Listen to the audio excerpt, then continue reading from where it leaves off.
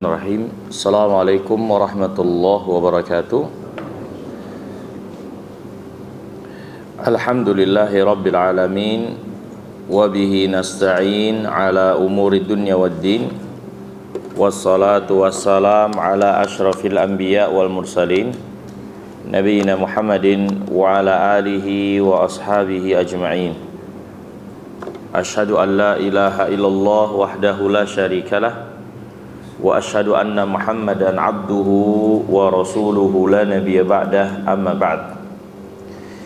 Hadirin yang dimuliakan oleh Allah, alhamdulillah kita bersyukur memuji Allah Subhanahu wa taala. Kembali dengan nikmat dan karunia-Nya Allah mudahkan kita untuk berada di tempat yang mulia ini, melaksanakan apa yang Allah wajibkan kepada kita sekalian. Semoga Allah memberkahi apa yang Allah berikan nikmatnya kepada kita sekalian. Innahu waliyudzalika wal qadiru alaih. Hadirin yang dimuliakan Allah, pelajaran kita lanjutkan mempelajari kitab Qawaid fi Tauhidir Rububiyah wal Uluhiyah wal Asma was Sifat. Kita masuk kaidah yang keenam. Berkata penulis rahimahullahu ta'ala, Al-qaidatus sadisatu ar-rububiyyatu tauhidullah bi af'alihi. Kaidah yang keenam, yang namanya rububiyah adalah pengesaan Allah di dalam perbuatan-perbuatannya, yaitu mengesahkan Allah di dalam perbuatannya. Apa yang dimaksud mengesahkan Allah dalam perbuatannya? Yang dimaksud adalah seorang meyakini kalau Allah Subhanahu wa taala itu Maha Esa dalam apa yang menjadi ketetapan-ketetapannya, ya, penguasaannya, penciptaannya, pengaturannya.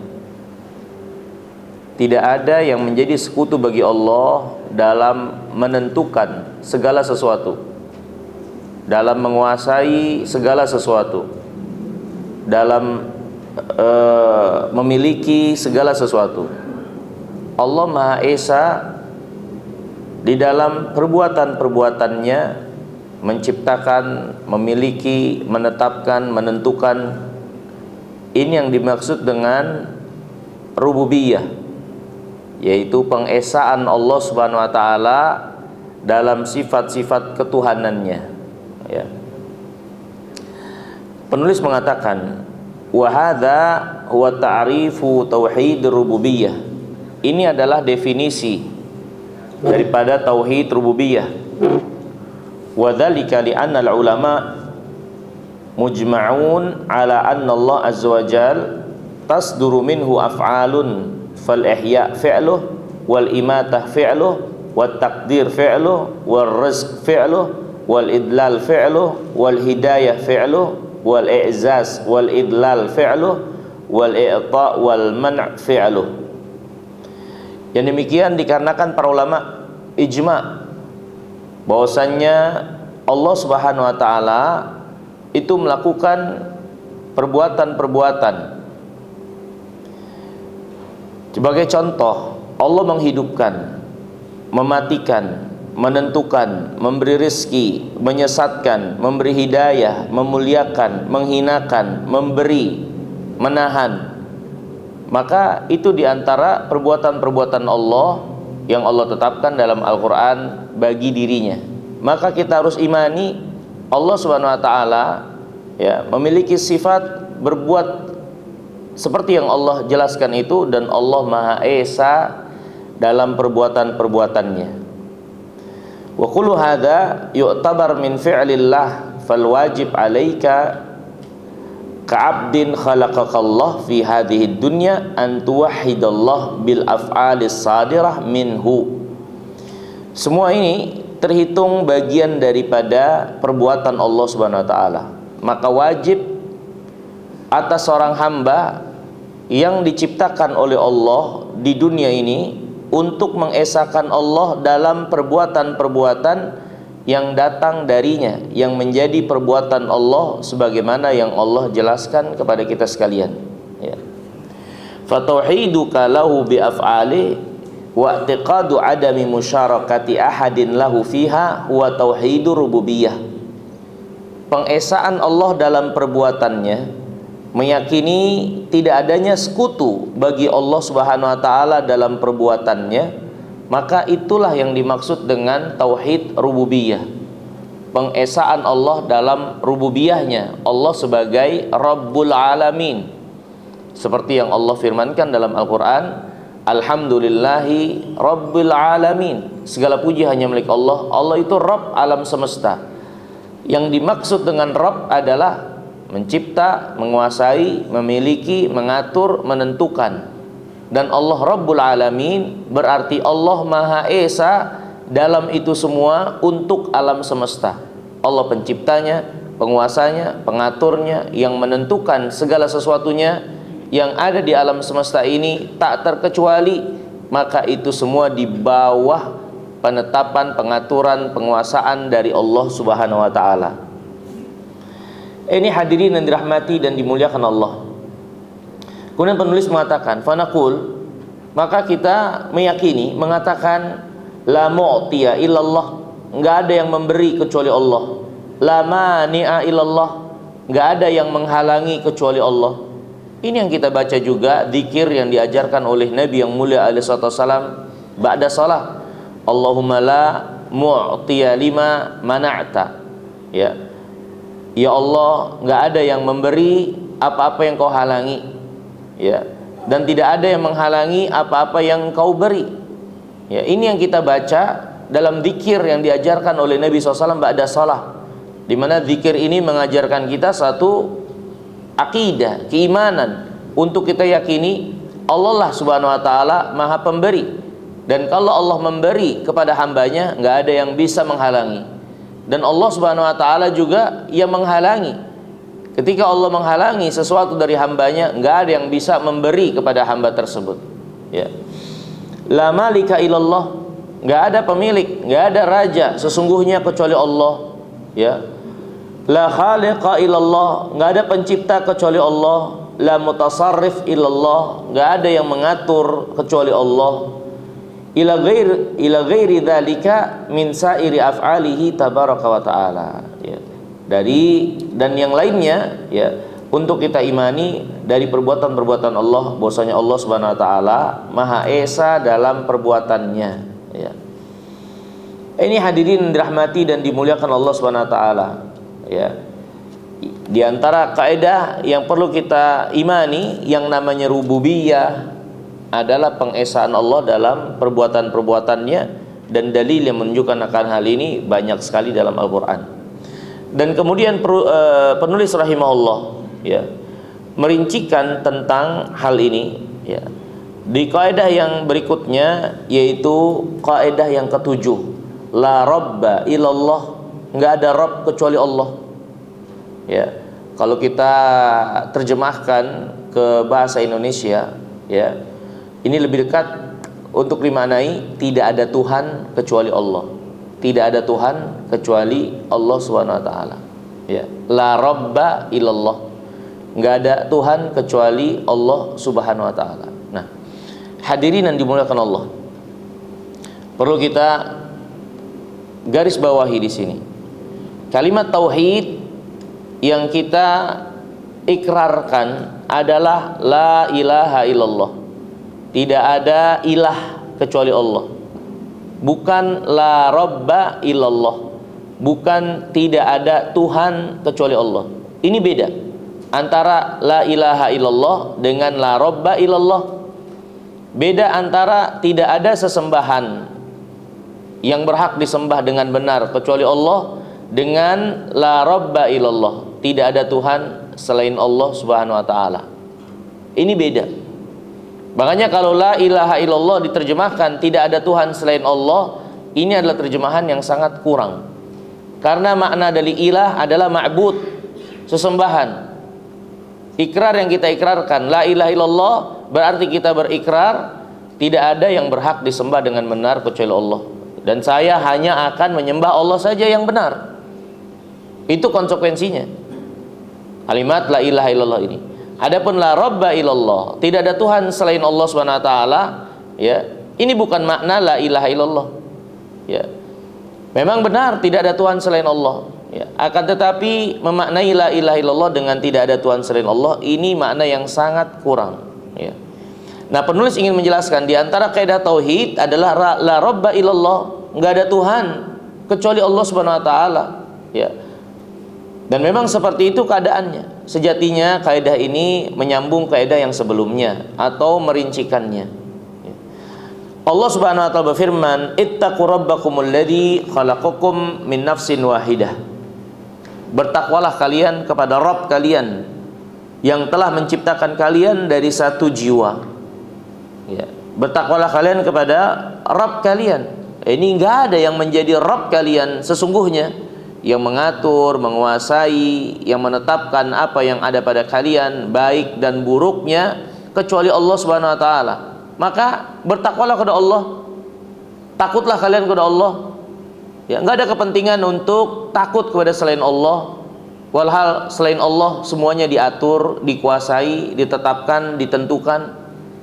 Allah Subhanahu wa taala penguasanya yang menentukan segala sesuatunya. Ketika seorang hamba takutnya kepada selain Allah, maka dia takut kepada sesuatu yang tidak jauh berbeda keadaannya pada dirinya, yang tidak jauh berbeda kelemahannya dengan dirinya. Bukan pemilik, bukan penguasa, bukan pengatur, dan tidak menentukan hidup dan mati. Maka akhirnya nggak ada arti untuk takut kepada selain Allah Subhanahu wa taala. Ya, maka Allah berfirman, "Ittaqu rabbakum." Bertakwalah kalian, takutlah kalian kepada Allah Subhanahu wa taala. Jalani perintahnya, jauhi larangannya. Takutlah kalian akan murka Allah sehingga kalian mendapatkan murka itu, masuk ke dalam neraka, masuk ke dalam siksa Allah Subhanahu wa taala. Maka takutlah kepada Allah Subhanahu wa taala tentunya dengan kalian taat kepada Allah, dan Allah itu Rabb kalian. Rabb itulah yang sesungguhnya yang berhak untuk ditakuti. Ya. Yang berhak untuk ditaati, ya. Allah Subhanahu wa taala berfirman, "Dzalikumullah rabbukum la ilaha illahu khaliqu kulli syai' fa'buduh." Itulah Allah Subhanahu wa taala Tuhan kalian, Tuhan yang sesungguhnya Allah. La ilaha illahu, enggak ada yang berhak disembah dengan benar kecuali Allah. Kalau kalian yakini Allah Tuhan alam semesta, maka harusnya kalian hanya beribadah, menyembah, tunduk dan taat kepada Allah saja. Ya. Khaliqu kulli syai'. Allah pencipta segala sesuatu, fa'budu. Maka sembahlah Allah saja. Sembahlah Allah saja. Ini hadirin yang dimuliakan Allah. Menunjukkan bagi kita sekalian, inilah perbedaan antara keyakinan tidak ada pencipta Rabb Tuhan selain Allah dengan tidak ada yang berhak disembah dengan benar kecuali Allah. Ya. Keyakinan tidak ada Tuhan selain Allah adalah keyakinan yang harus kita yakini. Tapi keyakinan ini tidak boleh berhenti sampai di situ.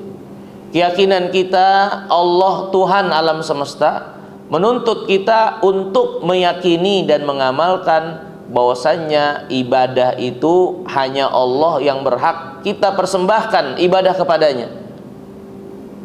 Ya. Bukan selain Allah Subhanahu wa taala yang bukan Rabb, bukan Tuhan. Bukan Tuhan yang benar. Tuhan yang benar, yang Maha Esa, satu-satunya yang berhak kita ibadahi. Ya. Ini hadirin yang dimuliakan Allah. Dzalikumullahu rabbukum la ilaha illahu khaliqu kulli syai' fa'buduh. Kemudian Allah Subhanahu wa taala juga berfirman dalam surah Yunus, "Inna rabbakumullahu alladzi khalaqas samawati wal ardi fi sittati ayyam tsumma stawa 'alal 'arsy." Sesungguhnya Rabb kalian, Tuhan kalian itu yang menciptakan langit dan bumi selama 6 hari, kemudian Allah bersemayam di atas arsy. Itulah Rabb kalian yang berhak kalian sembah, pencipta kalian yang menciptakan langit dan bumi ini selama 6 hari. Ya, ini dalil yang menunjukkan nggak ada Rabb kecuali Allah Subhanahu wa taala. Allah Subhanahu wa taala berfirman, "Dzalikumullahu rabbukum fa'budu afala tadhakkarun." Yang demikian itu adalah Allah Tuhan kalian, sembahlah Allah saja. Afala tadhakkarun? Tidakkah kalian berpikir? Tidakkah kalian menyadari mengapa malah disembahnya selain Allah? Bebatuan, pepohonan yang dikeramatkan, kuburan orang mati, wali-wali yang telah mati. Kenapa malah mereka yang disembah, bukan Allah yang kalian agungkan dengan pengagungan-pengagungan yang kalian lakukan, dengan mengkeramatkan, mensakralkan yang kalian beri rasa takut, harap kalian kepada selain Allah itu? Padahal selain Allah makhluk, ya. Inilah Rabb kalian, pencipta segala sesuatu. Fa'budu, maka sembahlah Allah saja. Hadapkan, persembahkan segala penghambaan diri kalian, ibadah kalian, dari pengagungan, harap dan takut kalian hanya kepada Allah. Afala tadhakkarun? Maka tidakkah kalian sadar untuk kalian hanya menghambakan diri kepada Allah? Kalau memang kalian mengimani Allah Rabb kalian, Allah Tuhan kalian, bukan sebaliknya. Kalian mengimani Allah Tuhan kalian, tapi yang kalian minta, yang kalian sembah, yang kalian persembahkan, harap takut kalian, pengagungan kalian malah selain Allah. Ini aneh. Makanya hadirin yang dimuliakan Allah, sebetulnya tauhid itu adalah perkara yang paling ringan dan sederhana dalam agama ini. Kalau ada sampai yang menyimpang, kalau ada yang sampai menyimpang dalam tauhid ini, sungguh kelewat batas dia dalam kelalaian untuk agamanya. Sangat kelewat batas dia, lalai dalam agamanya kalau sampai dia beribadah kepada selain Allah. Karena tauhid itu perkara yang sederhana, mudah, gampang sekali. Makanya ketika Allah SWT dalam hadis Nabi yang mulia alaihissalam mengatakan kepada penghuni neraka, ketika mereka berada dalam neraka, Allah katakan kepada mereka, maukah kalian kalau kalian diberi dunia dan isinya? Dunia dan isinya, bayangkan, yang mereka nggak pernah miliki.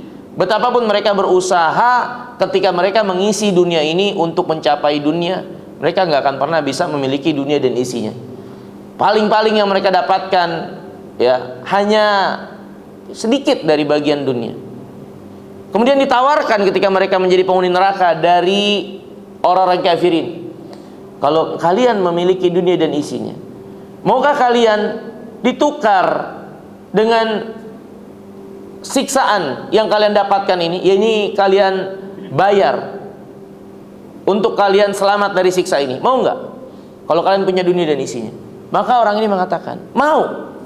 Kalau kami punya dunia dan isinya, kami akan tukar, ya, kami akan tebus siksaan yang kami alami ini dengan dunia dan isinya yang kami miliki untuk kami lepas.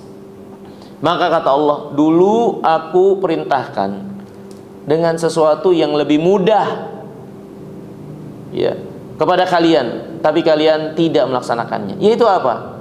Jangan berbuat syirik kepada Allah. Itu mudah. Itu mudah. Lebih sulit seorang mencari dunia dan mengumpulkannya, apalagi sampai harus memiliki semuanya. Sepanjang hayatnya dia berusaha, dia nggak akan bisa sampai pada titik itu dalam penguasaan dunia. Tauhid mudah, Allah SWT mudahkan, tapi masih saja banyak orang-orang yang lalai akan hal ini, malah berbuat syirik, menyekutukan Allah dalam ibadah. Maka kata Allah, afala tadhakkarun? Tidakkah kalian sadar Allah Rabb kalian? Kenapa malah ibadahnya kepada selain Allah? Kemudian hadirin yang dirahmati dan dimuliakan Allah SWT,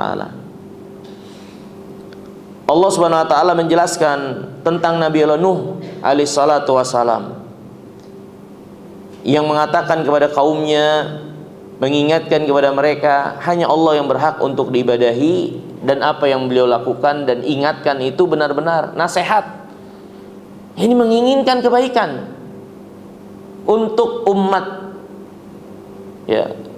Mereka tidak meminta balasan, upah dari nasihat petunjuk itu. Apa yang mereka lakukan tidak lain adalah memberi manfaat kepada umat, bukan memanfaatkan umat. Itulah tauhid. Tauhid yang diajarkan para nabi dan rasul menjadikan orang-orang yang bertauhid itu tegak memberi manfaat kepada umat, kepada orang lain. Syirik dari apa yang dicontohkan oleh musuh para nabi dan rasul adalah memanfaatkan umat, memanfaatkan dunia mereka, harta mereka, mengelabui mereka untuk mengambil harta dari mereka. Itulah kesyirikan dan pelakunya. Ya, Allah berfirman tentang Nabi Nuh, la yanfa'ukum nushi in aradtu an ansahalakum. Tidak bermanfaat buat kalian nasihatku walaupun aku ingin berbuat nasihat kepada kalian. Ini apa yang aku lakukan? Tidak lain adalah menginginkan kebaikan. Nasihat itu adalah menginginkan kebaikan bagi yang lainnya. Ya, itu yang dimaksud dengan nasihat. Makanya Nabi SAW ketika menjelaskan tentang agama ini dengan satu kata yang mencakup makna dari agama ini secara keseluruhan, Rasulullah SAW bersabda, ad-dinun nasihah, innad dinan nasihah, ad-dinun nasihah. Agama itu hakikatnya adalah nasihat.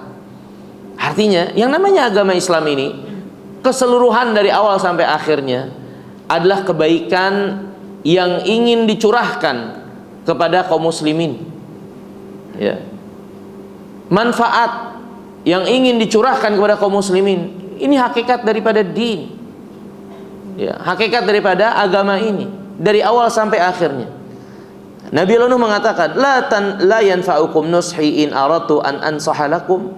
Gak bermanfaat buat kalian nasihatku kalaupun aku ingin atau sangat ingin memberikan nasihat buat kalian, memberikan manfaat, mengingatkan kalian, menyadarkan kalian untuk tidak tenggelam dalam kubangan kesyirikan kalian yang benar-benar nggak ada alasan sedikit pun untuk dijadikan dasar landasan.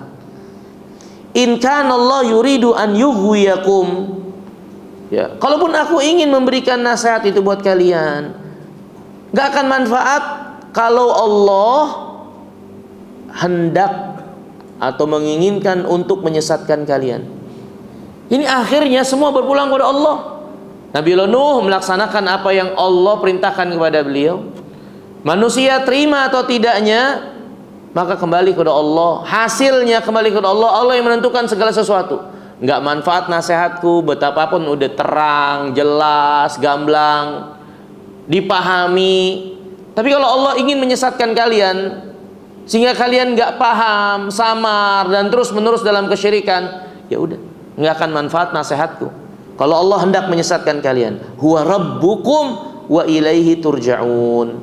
Dia Rabb kalian yang mengatur, menguasai dan menentukan apa yang ada pada kalian, dan kepadanya lah kalian akan kembali. Yang pastinya Allah ketika menetapkan itu pada kalian, Allah tidak menzalimi kalian, karena kalian akan kembali kepada Allah untuk mempertanggungjawabkan itu semua. Kalian dapatkan apa yang kalian dapatkan dari Allah. Allah tidak pernah menzalimi kalian sedikit pun. Allah Rabb kalian. Ya, tapi kalau Allah ingin menyesatkan kalian, dan Allah pastinya tidak akan menzalimi kalian kalaupun menetapkan kesesatan itu buat kalian. Maka kalau seperti ini, apa dayaku menjelaskan, memberi nasihat, menginginkan kebaikan? Ini hadirin yang dimuliakan Allah. Perkataan Nabi Nuh menjelaskan kepada kaumnya dan mengingatkan kepada mereka. Ya, akhirnya Allah SWT yang menentukan segala sesuatu.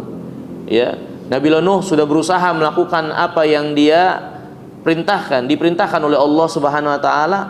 Ya, dan Nabi Nuh mengingatkan bahwasanya mereka akan kembali kepada Allah dan akan dibalas sesuai dengan apa yang menjadi amalan mereka. Allah tidak menzalimi mereka dengan apa yang Allah tetapkan untuk mereka itu. Walhal yang jadi pelajaran buat kita sekalian, Nabi Nuh mengingatkan, Allah Rabbukum, Allah Rabb kalian yang menentukan segala sesuatunya yang ada pada kalian. Adapun aku pun gak bisa memberi manfaat buat kalian sekalipun, sedikit pun gak bisa. Udah, aku hanya menjalankan apa yang Allah perintahkan. Ini yang diajarkan oleh para nabi dan rasul. Di antaranya Nabi Nuh mengingatkan kepada kaumnya. Ya, yang berarti ya dia juga nggak berhak disembah, dia juga nggak berhak diibadahi. kalau dia berhak diibadahi, akhirnya dia bisa saja menginginkan hamba-hambanya itu atau umat-umatnya itu, ya, untuk menerima nasihatnya, ya, mencapai hasil dari apa yang dia serukan. Ya, tapi Nuh juga berada pada pengaturan dan kepemilikan Allah Subhanahu wa taala. Maka Nuh nggak berhak disembah, ya. Kemudian hadirin yang dirahmati dan dimuliakan Allah, Allah berfirman dalam surah Al-Anbiya, "Inna hadhihi ummatukum ummatan wahidatan wa ana rabbukum fa'budu."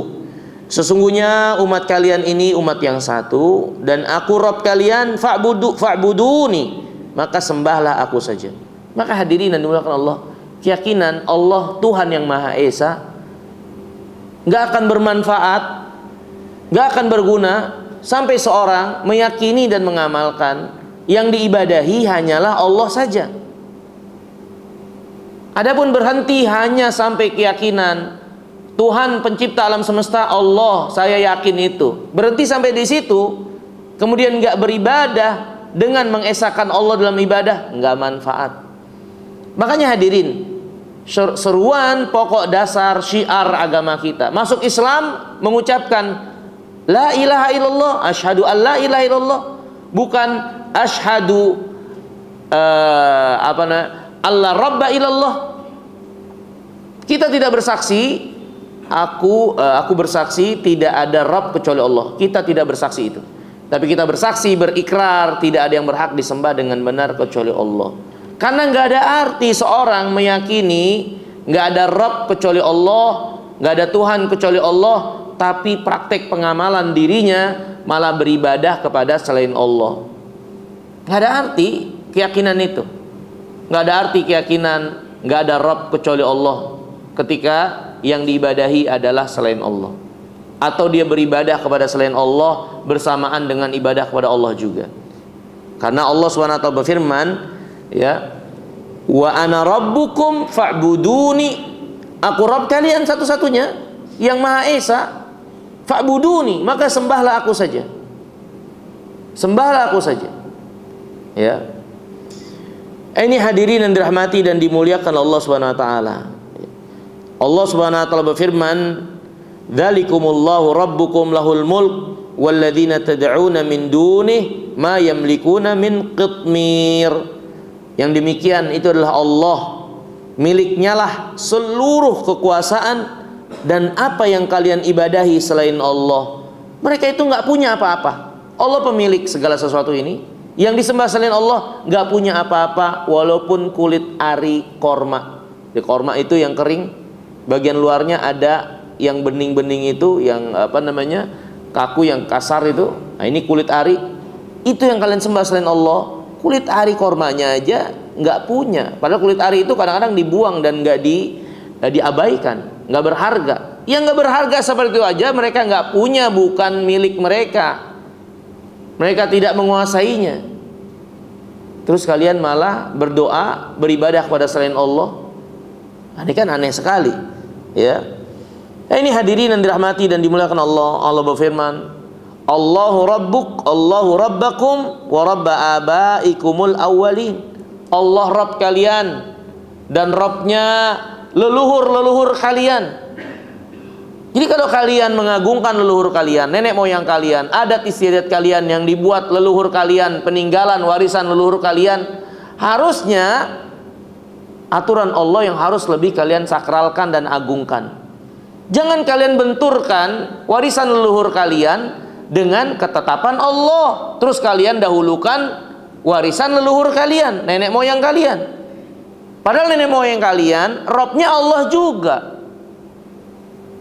Harusnya kalian lebih mengagungkan Rabb kalian. Kalaupun datang dari nenek kalian yang kalian sukai, tapi kalau bertentangan dengan yang datang dari Allah, dahulukan Allah. Karena Allah juga Rabb leluhur kalian. Ini bantahan kepada orang-orang musyrikin yang selalu menjadikan alasan untuk mendustakan Allah dan Rasulnya. Kalau yang mereka lakukan itu warisan nenek moyang, warisan leluhur, adat yang turun-temurun biasa mereka kerjakan. Ya kalau memang demikian, bukankah Rabb dari bapak-bapak kalian, leluhur kalian, itu yang lebih berhak kalian ikuti, yang lebih berhak untuk kalian dahulukan perintahnya, larangannya, agamanya. Ini kan yang harusnya dilakukan, sederhana saja. Tapi kenapa malah terus mempertahankan warisan nenek moyang, warisan leluhur? Padahal udah jelas bertolak belakang dengan apa yang datang dari Allah dan Rasulnya. Bukankah nenek moyang kalian sama seperti kalian? Manusia juga, bisa benar bisa salah, bisa keliru, nggak tepat. Apa alasan kalian mendahulukan leluhur kalian? Bukannya malah kalian mendahulukan diri kalian sendiri. Bisa jadi kalian lebih pintar dari leluhur kalian, lebih berakal dari leluhur kalian. Ini hadirin dan bukan Allah. Ya. Maka Allah SWT berfirman, Allah rabbakum rabba abaikumul awwalin. Allah Rabb kalian, Tuhan kalian, dan Tuhan leluhur-leluhur kalian. Ya, sehingga harusnya kalian lebih mensakralkan, mengagungkan Allah Subhanahu wa taala daripada pensakralan kalian, penghormatan kalian kepada nenek moyang kalian itu. Ya. Walahal hadirin yang dimuliakan Allah, la rabba illallah. Enggak ada Rabb kecuali Allah. Ini diantara yang harus kita imani. Ya, karena seperti itulah memang keadaannya, realitanya. Ya. Kemudian diantara kaidah yang disebutkan oleh penulis di sini, al-qaidatut tsaminah. Kaidah yang ke-8, la malika lil asya' alal haqiqati illallah. Tidak ada pemilik sesungguhnya dari segala sesuatu ini kecuali Allah. Enggak ada pemilik. Pemilik sesungguhnya adalah Allah. Pemilik yang hakiki, yang sesungguhnya adalah Allah. Kalaupun makhluk diberikan kewenangan memiliki, menguasai sesuatu, maka itu sifatnya terbatas. Maka itu sifatnya amanah, karena mereka harus mempertanggungjawabkan ke pemilik yang sesungguhnya, yaitu Allah. Karena mereka akhirnya diperintah dan dilarang dalam penggunaan apa yang mereka diberikan kewenangan kepemilikannya juga. Berarti mereka bukan pemilik hakiki. Kita memiliki rumah, kita memiliki kendaraan, kita memiliki apa yang kita miliki. Kita akan kembali kepada Allah mempertanggungjawabkan kepemilikan kita tersebut yang Allah berikan kewenangannya. Maka yang seperti ini, kalaupun dikatakan pemilik, bukan pemilik hakiki. Tapi pemilik hakiki yang memiliki segala sesuatu semuanya adalah Allah. Dia yang menguasai, yang menjadi pemilik sesungguhnya. Ya. Nah, ini yang harus kita imani. Harus kita imani, ya. Nah, hadirin yang dirahmati dan dimuliakan Allah. Keyakinan ini, ya, Allah Rabb, Allah pemilik segala sesuatu. Ini diantara keyakinan yang kalau diyakini dengan baik dan benar, akan mudah dan tenang bagi seseorang menjalani kehidupannya di dunia ini. Ketika dia terutama mengalami hal-hal yang mungkin tidak sesuai dengan apa yang menjadi harapannya. Dia kehilangan apa-apa yang dia suka, yang dia cintai, orang-orang yang dia cintai. Kalau dia meyakini pemilik sesungguhnya adalah Allah, maka dia tidak akan sedih mendalam, apalagi sampai meratap. Dia tidak akan berlarut-larut dalam kesedihan, karena dia tahu pemilik sesungguhnya Allah. Mau Allah ambil apa yang menjadi miliknya, mau Allah beri, mau Allah biarkan, yaitu berpulang kepada Allah Subhanahu wa taala.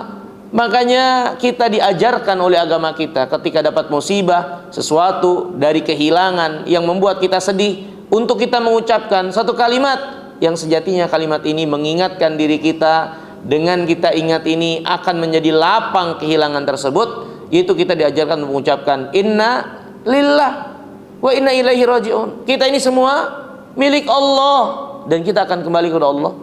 Jadi nggak ada yang perlu untuk disesali berlebihan, kesedihan berlarut-larut. Walaupun kita kehilangan orang yang kita cintai, ya kita milik Allah. Allah mau ambil apa yang menjadi miliknya, apa yang keberhakan kita untuk menahan-nahan atau marah terhadap apa yang diambil oleh pemilik sesungguhnya, yaitu Allah Subhanahu wa taala. Ini agama kita ngajarin itu.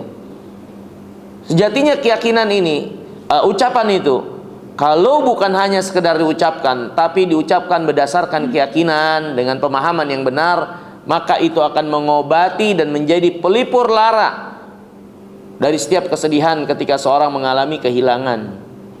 Ya. Karena memang pemilik sesungguhnya adalah Allah SWT. Pemilik kita, pemilik anak-anak kita, pemilik suami kita, pemilik istri kita, Allah.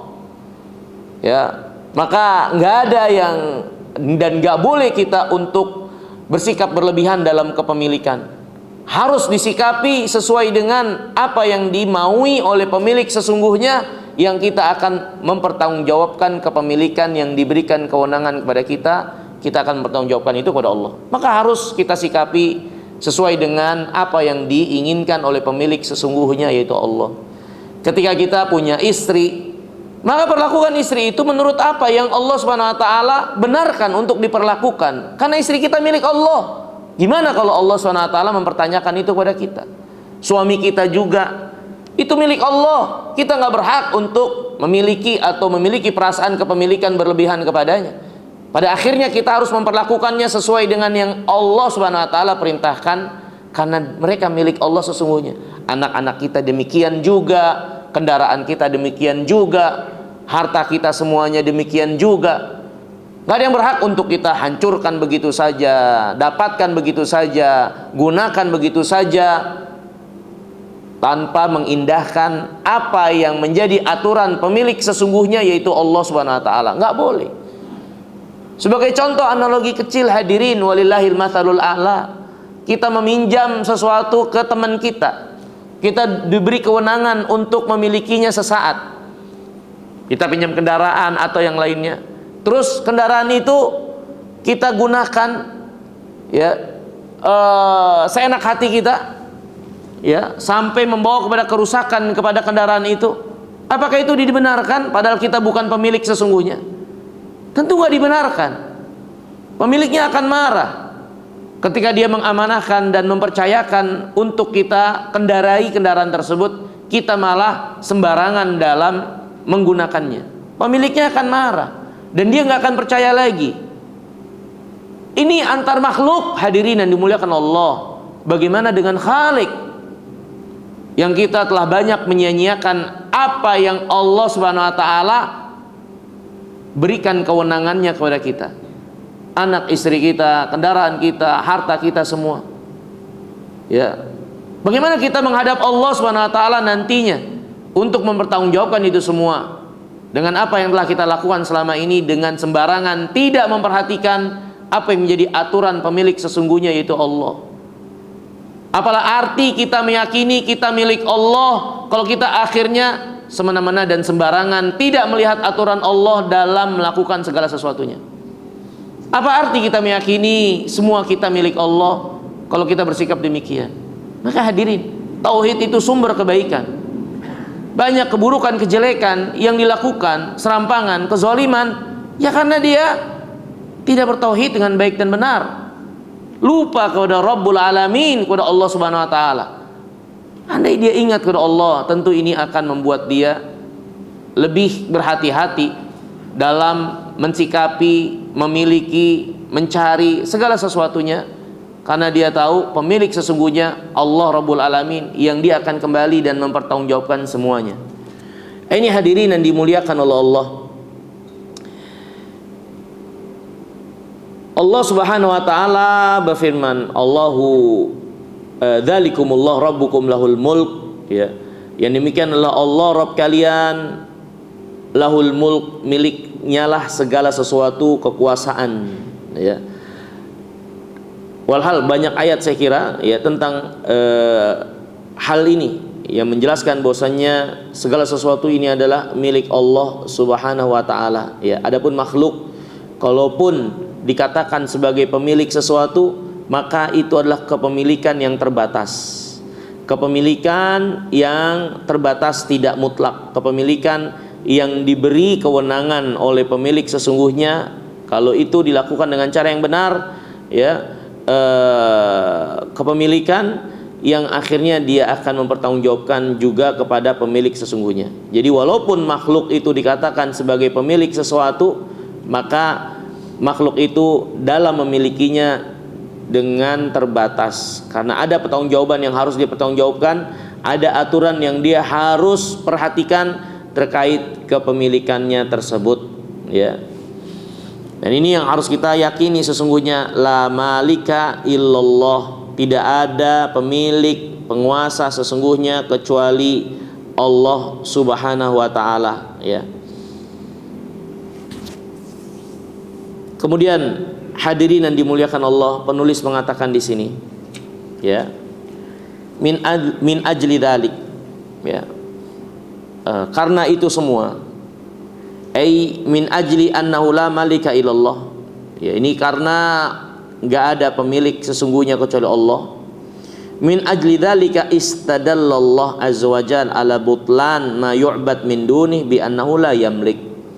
Allah Subhanahu wa taala juga menjadikan, ya, hal ini, ya, bahwasanya Allah Subhanahu wa taala pemilik segala sesuatu.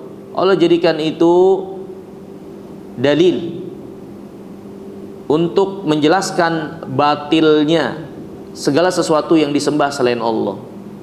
Yang disembah selain Allah disembah, maka itu disembah dengan tidak benar, dengan batil.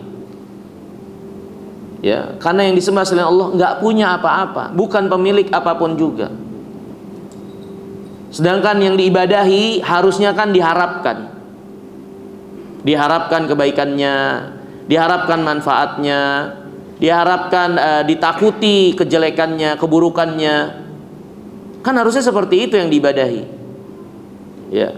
Nah, Allah SWT menjelaskan yang diibadahi selain Allah nggak punya apa-apa, sehingga bagaimana diibadahi? Mereka nggak memiliki syafaat. Mereka bukan pemilik langit dan bumi. Mereka nggak memiliki manfaat dan mudarat. Terus alasan apa kok akhirnya mereka diibadahi? Doa-doa dipersembahkan, dipanjatkan kepada mereka. Kekhusyuan, ketundukan, pengagungan diberikan kepada mereka. Pengkeramatan kepada mereka. Apa alasan itu dilakukan? Padahal mereka yang diibadahi itu selain Allah nggak punya apa-apa. Ya, hadirin yang dirahmati dan dimuliakan Allah Subhanahu wa taala. Allah Subhanahu wa taala berfirman tentang sesembahan yang disembah selain Allah. Wala yamlikuna syafa'ah. Mereka tidak memiliki syafaat. Ya. Mereka tidak memiliki syafaat. Syafaat milik Allah. Maka mintanya kepada Allah, bukan mintanya kepada wali-wali yang udah mati. Mintanya kepada Allah Subhanahu wa taala. Allah pemilik syafaat. Allah berfirman, "Qulillah syafa'atu jami'an." Katakan wahai Muhammad, syafaat itu semua milik Allah. Terus kenapa malah yang dimintanya selain Allah? Hatta para nabi dan rasul, mereka nggak punya syafaat. Rasulullah nggak punya syafaat sehingga kita datang ke kuburan beliau minta syafaat beliau. Ya Rasulullah, berikan syafaat kepadaku. Nabi nggak punya syafaat. Nabi SAW dikatakan, suruh mengatakan kepada Allah, Kul inni la amliku li nafsi dharran wala rasyadan. Katakan olehmu wahai Muhammad, katakan olehmu kepada umatmu, aku tidak menguasai, tidak memiliki untuk diriku manfaat atau mudarat, apalagi buat orang lain. Sehingga bagaimana beliau dimintakan syafaat? Apalagi setelah matinya beliau minta syafaat kepada Allah. Adapun kejadian-kejadian yang dikabarkan oleh beliau dari kejadian Yaumul Qiyamah, Nabi SAW memberi rekomendasi syafaat untuk seluruh manusia dan umatnya. Itu bukan dalil kalau beliau pemiliknya. Itu bukan dalil kalau kita boleh meminta syafaat itu kepada beliau. Tapi itulah satu keadaan yang Allah izinkan beliau untuk melakukan hal tersebut, meminta kepada Allah rekomendasi, dan Allah yang menentukan syafaat itu, yang menentukan rekomendasi itu. Ya. Hadirin yang dimuliakan Allah SWT, inilah yang menjadi kesamaran akhirnya orang-orang musyrikin menyekutukan Allah ketika mereka menyembah patung-patung berhala sebagai presentasi orang-orang soleh yang telah mati. Orang soleh telah mati, mereka buat prasastinya, dibuat dengan rupaka-rupaka menyerupai mereka, atau prasasti sebagai presentasi mereka, untuk mereka jadikan simbol penghambaan diri, permintaan, pengagungan kepada berhala tersebut yang merupakan orang saleh yang mereka harapkan memberi syafaatnya di hadapan Allah. Itu kesyirikan orang musyrikin yang diperangi oleh para nabi dan rasul. Kesyirikan yang terjadi awal pertama kali di muka bumi, yaitu menyekutukan Allah dengan orang-orang soleh yang telah mati, dengan alasan orang soleh itu memberi syafaat di hadapan Allah. Kalau memang benar, tentu tidak akan diperangi para nabi dan rasul. Kalau memang benar, tentu Allah nggak utus Nuh, Ibrahim, Nabi kita Muhammad alaihissalam untuk memberhangus hal-hal yang seperti itu.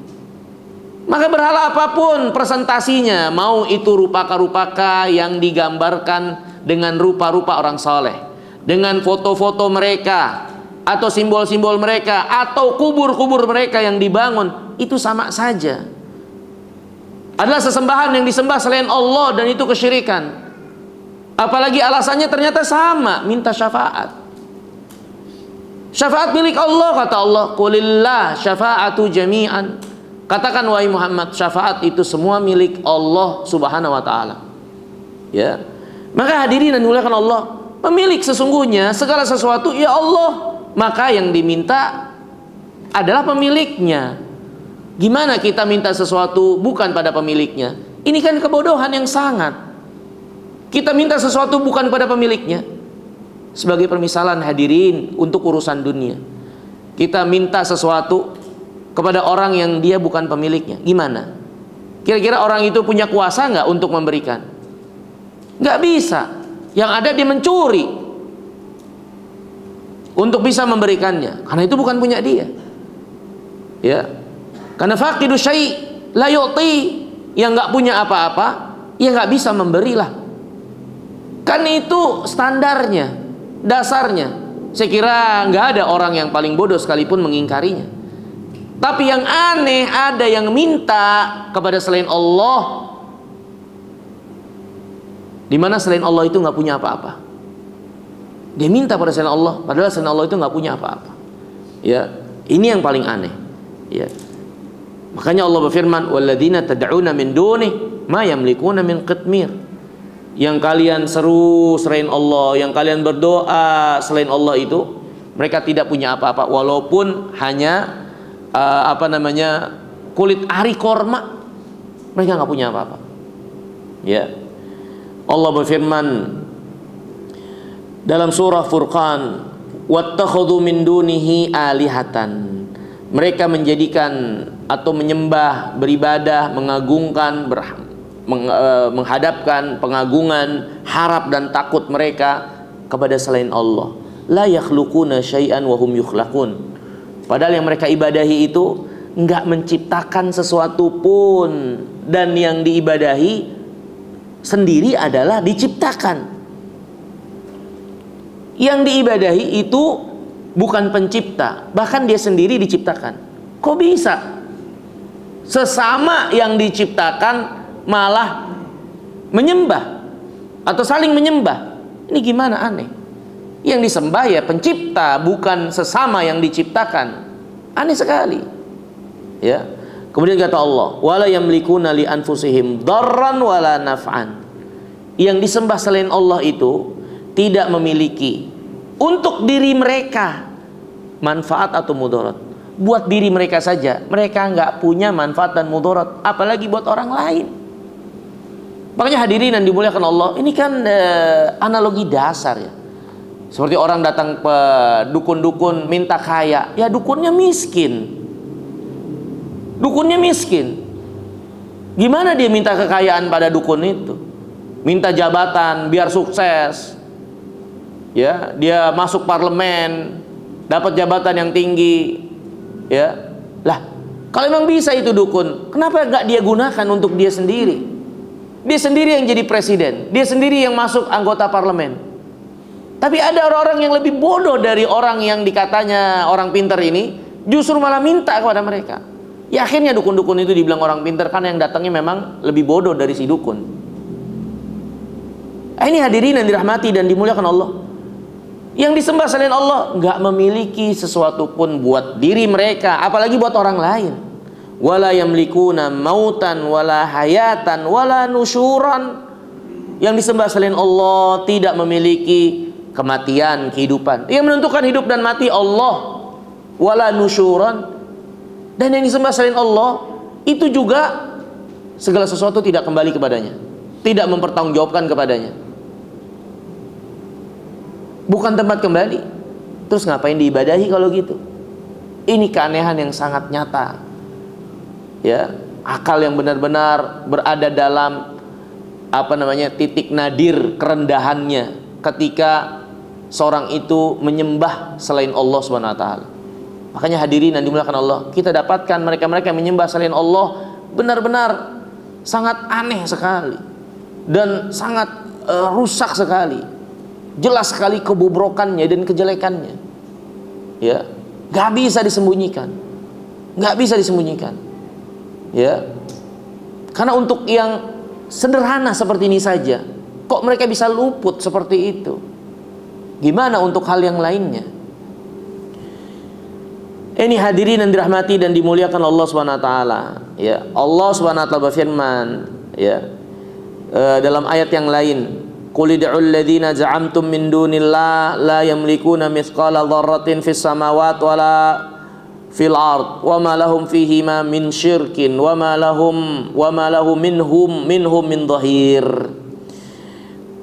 Katakan wahai Muhammad, ya, silahkan kau seru yang kalian yakini selain Allah. Silahkan kalau kalian mau seru ibadah kepada yang kalian yakini selain Allah, tapi pahami dengan baik, yang kalian seru selain Allah nggak punya walaupun partikel yang paling kecil. Itu bukan punya mereka di langit dan di bumi. Dan mereka pun tidak menjadi pembantu sekutu bagi Allah dalam kepemilikan. Mereka bukan pemiliknya. Mereka juga bukan menjadi pembantu yang membantu Allah dalam memiliki atau syarikat, ya, bagi Allah yang menyamai dalam kepemilikan. Mereka nggak berada pada keadaan itu. Ya, kalau kalian mau minta juga, seru juga, ibadah juga, ya sudah, terserah sana. Tapi perlu kalian pahami dengan baik, yang kalian minta, seru, ibadahi selain Allah nggak punya apa-apa. Ya, nah, ini hadirin yang dirahmati dan dimuliakan Allah. Maka ini, ya, kaidah yang ke-8 yang sejatinya jelas sekali datang keterangan dari Al-Quran, ya, dari Nabi kita yang mulia salawatullah wassalamu alaihi, ya, la malika illallah, tidak ada pencipta sesungguhnya kecuali Allah tabaraka wa ta'ala, Allah subhanahu wa ta'ala, ya. Nah, mungkin ini dulu yang bisa kita pelajari dari beberapa kaidah, ya, untuk lebih menguatkan kita, ya, dalam mengimani, mengesahkan Allah Subhanahu wa taala sebagaimana mestinya, seperti yang Allah perintahkan kepada kita sekalian, bukan menurut apa yang menjadi kesimpulan-kesimpulan yang jauh dari keterangan Allah Subhanahu wa taala untuk kita simpulkan apalagi kita yakini. Karena kita akhirnya harus punya keyakinan dan amaliyah, ya, dalam agama ini berkesesuaian dengan yang Allah cintai dan Allah ridhoi, bukan menurut versi kita. Ya, dan inilah keterangan dari Al-Quran, ya, dan hadis Nabi yang mulia alaihissalam yang harus kita imani sebagaimana mestinya dari perkara-perkara penting dalam keyakinan kita tentang Allah Subhanahu wa taala. Bahwasanya la rabba illallah, ya, wala malika illallah, ya. Ar-rububiyah huwa tauhidullah bi af'alihi wallahu ta'ala jalla wa a'la wa a'lam. Selanjutnya kalau ada yang ingin ditanyakan mungkin dipersilahkan. Ya, Pak.